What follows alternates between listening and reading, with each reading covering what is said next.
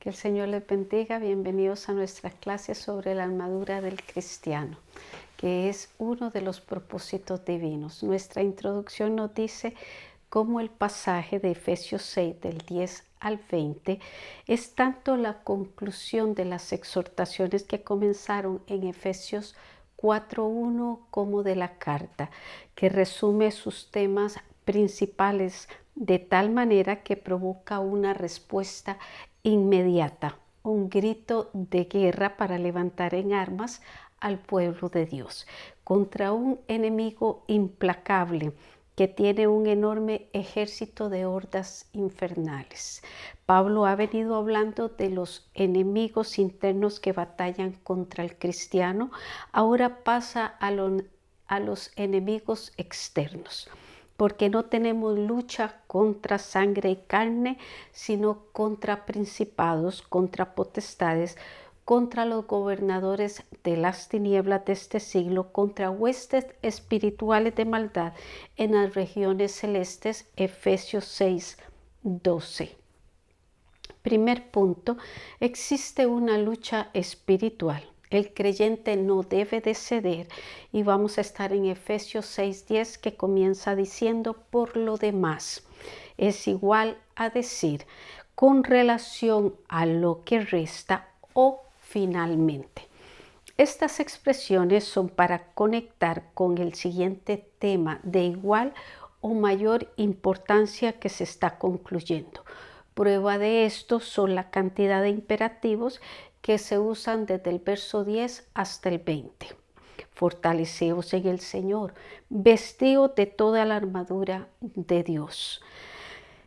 Estad pues firmes, tomad el escudo de la fe y tomad el yelmo de la salvación.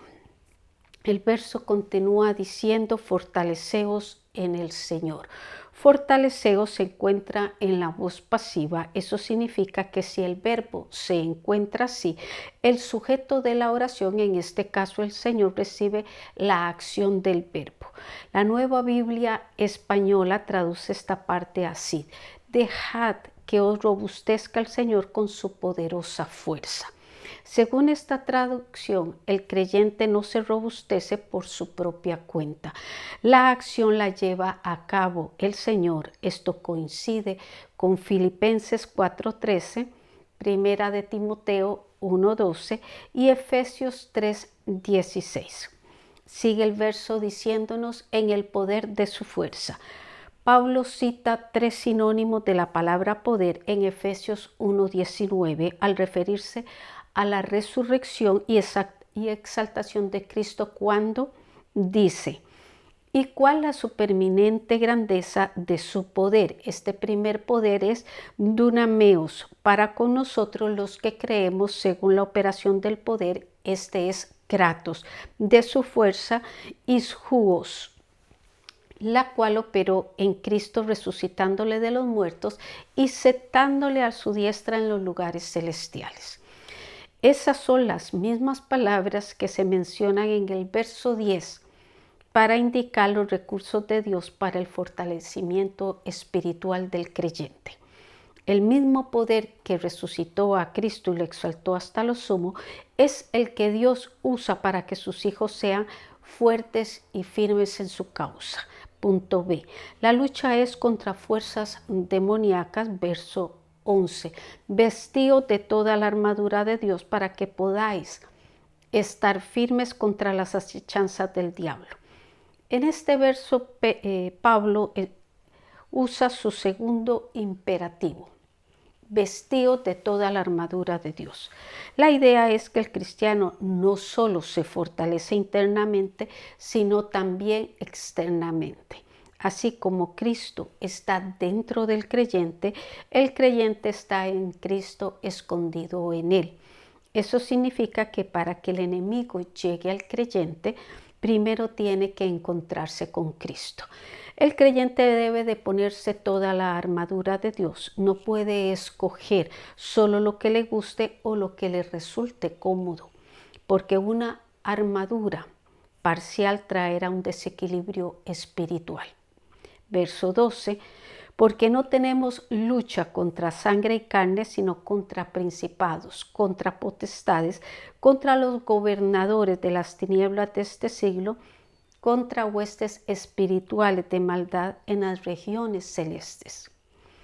La palabra lucha en griego pali se refiere a un combate de cuerpo a cuerpo entre dos enemigos, un encuentro encarnizado entre el creyente y los agentes de Satanás, y ningún creyente está exento de esta lucha. Estos agentes o fuerzas infernales, Pablo las clasifica en 4 categorías. 1, principados; 2, potestades; 3, gobernadores de las tinieblas de este siglo; 4, huestes espirituales de maldad en las regiones celestes. Pregunta: ¿contra quién es la lucha espiritual? Punto 2. La armadura de Dios es para resistir al enemigo. Pablo, en las exhortaciones que hace, nos sugiere el siguiente orden. Antes de intentar una confrontación con el enemigo, el creyente debe haberse fortalecido en el Señor y en el poder de su fuerza, nos dice el verso 10. De no hacerlo, el enemigo le causará una humillante derrota. Una vez fortalecidos en el Señor, el creyente debe estar firme frente al enemigo, verso 11. El verso 13 nos dice: por tanto, tomad toda la armadura de Dios para que podáis resistir en el día malo, y habiendo acabado todo, estar firmes. Le corresponde, después de ser fortalecido, resistir. Eso significa permanecer parado cara a cara sin ceder terreno cuando llegue el ataque. La armadura del cristiano, refiriéndose a la coraza, el apresto del evangelio, el escudo, el yelmo, la espada, son para ser usados en un encuentro frontal. En este pasaje no se da la más mínima sugerencia de huida cuando el enemigo ataque. Por eso no hay nada para resguardar la espalda del creyente. No hay ninguna duda de que el enemigo tarde o temprano atacará a los hijos de Dios. Lo hará con los ministros, con los laicos, con los creyentes fervientes o con los creyentes tibios, con los que sirven al Señor activamente o a los que son solo espectadores. Así que nunca piense que no será atacado por el diablo. Primera de Pedro 5, 8, 9. Y habiendo acabado la lucha, ustedes, refiriéndose a los creyentes, estar firmes, mientras el enemigo, habiendo sido derrotado, tenga que huir. Santiago 4:7. Punto B. Es para que avance el evangelio. Antes de describir la figura de la armadura, vamos a ver las posibles fuentes en que Pablo se inspiró. Pablo escribió Efesios desde Roma, donde se encontraba encadenado a un soldado romano las 24 horas, de manera que toda la indumentaria de aquel soldado le sirvieron de ilustración para describirle al cristiano la armadura que Dios le provee. El apóstol usa en sus cartas la figura del soldado también para dibujar lo que es el cristiano y cómo está involucrado en una guerra de la que no se puede escapar. Segunda de Timoteo 2, 3, 4 y 4, 7. Pero también se vale de los pasajes del Antiguo Testamento que presentan al Señor y al Mesías vestidos con una armadura especial. Isaías 11:5, Isaías 59:17. Y es interesante cómo Pablo incluye los accesorios de esta armadura especial en la armadura del cristiano. Efesios 6, 14 al 15, les diré en qué consiste la armadura del creyente. Se las iré describiendo. 1. El cinturón de la verdad y la coraza de justicia, que lo encuentran en el verso 14. El calzado del evangelio de la paz, que está en el verso 15. El escudo de la fe en el verso 16. Y el yelmo de la salvación y la palabra La espada del Espíritu, que es la palabra de Dios en el verso 17. Del cinturón colgaba la funda de la espada y mantenía firme las ropas del soldado. La coraza protegía los órganos principales del soldado. El calzado servía para la rápida movilización hacia el frente. Y el escudo detenía los dardos y los golpes de espada del oponente. Pregunta: ¿de cuál experiencia obtuvo Pablo la enseñanza de la armadura del cristiano? Punto 3. La necesidad de velar. En la oración. Pero antes de entrar en la oración, concluiremos con el escudo, el yelmo y la espada. El creyente necesita un escudo donde se puedan apagar los dardos de fuego del maligno, y ese escudo es la fe. Una fe con el contenido de la verdad cristiana que se manifieste con una fe en acción. La idea nos la da Marcos 16, del 16 al 18. El que creyere y fuere bautizado será salvo. Y estas señales seguirán a los que creen. En mi nombre echarán fuera demonios, hablarán nuevas lenguas, tomarán en sus manos serpientes, y si bebieren cosa mortífera no les hará daño. Sobre los enfermos pondrán sus manos y sanarán. El yelmo o casco protegía la cabeza. El casco del cristiano es la salvación, que protege la mente, donde se nos envía conocimiento, muchas veces para diluir la fe. Y por último, la espada del Espíritu, que es la palabra de Dios. Para esto les voy a dar el ejemplo perfecto en Mateo 4, en los versos 4, 7 y 10, cuando nuestro Señor Jesucristo fue tentado por Satanás en tres ocasiones que lo tentó para que desobedeciera al Padre. En este caso, Cristo le citó la Biblia. Por 3 veces le dijo: escrito está, escrito está y escrito está. Pablo ha dejado para último lo que se pudiera considerar el broche de oro, la oración, verso 18.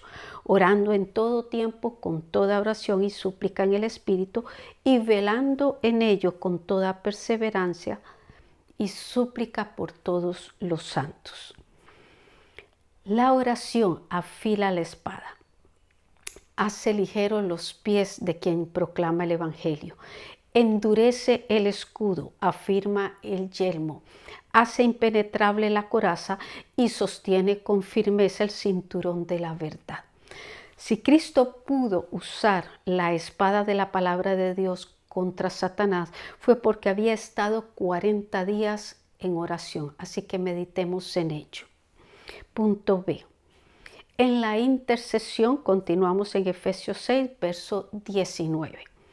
Y por mí, a fin de que al abrir mi boca me sea dada palabra para dar a conocer con de nuevo el misterio del Evangelio, dijo Pablo, por el cual, verso 20, soy embajador en cadenas, que con denuedo hable de él como debo de hablar.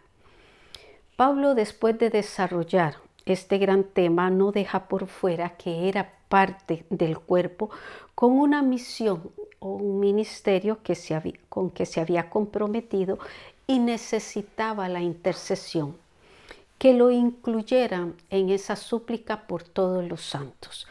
Él o los intercesores hablan y oran a favor de otros delante del Señor. Así que miremos las cosas que dice Pablo respecto a la importancia de la oración. Una es cómo por las veces que se menciona orando, oración y súplica 2 veces, esto en los versos del 18 al 20, vemos la importancia que ésta tiene y la que Pablo le está dando. 2. Dice que se tiene que hacer en todo tiempo. Eso significa en los tiempos duros, en los tiempos malos, en tiempos de abundancia, en tiempos de escasez. Cuando uno se siente derrotado, igual que cuando se siente en momentos victoriosos. Cuando todo marcha bien, igual que cuando los vientos son contrarios. 3. Las oraciones deben contar con súplicas. Pablo, en las 2 veces que la está usando en estos versos, tiene el sentido de intercesión. En la oración la persona puede adorar, bendecir a Dios y hasta centrarse en sí misma, pero en la súplica se olvida de sí porque desea el bien de otros. La oración intercesora convierte al cristiano en un sacerdote de Dios. 4.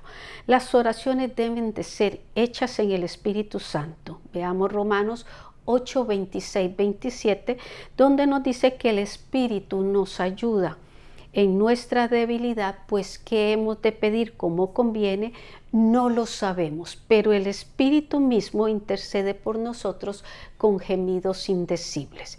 Judas 20 insiste en que las oraciones sean hechas en el Espíritu Santo. Esto se puede referir a cuando se habla en lenguas o a una profecía que el Señor conceda mientras estemos orando. También al auxilio que el Espíritu Santo da poniendo palabras en la mente y en los labios del creyente, guiando los pensamientos y colocando en el corazón los asuntos para interceder. 5. Muy importante y necesario, ser perseverantes en la oración. Lucas 18:1, Jesús habló sobre la necesidad de orar siempre y no desmayar. Primera de Tesalonicenses 5:17, orad sin cesar, dijo Pablo, por dirección del Espíritu Santo. Pregunta: ¿cuál es el escudo donde se apagan los dardos del enemigo? Reflexión: existe una lucha constante contra Satanás y sus fuerzas enemigas que se especializan en atacar sin discriminación a todo hijo de Dios. Pablo ve y pone al creyente como un soldado fortalecido en el Señor y en el poder de su fuerza, con una armadura celestial que Dios le provee al creyente, y en oración las mantiene como armas eficaces. Así que te invitamos a vestirte de toda la armadura de Dios para que podáis estar firmes contra las acechanzas del diablo. Nos aconseja Pablo en Efesios 6, verso 11. Para la próxima semana, el precio de servir a Dios.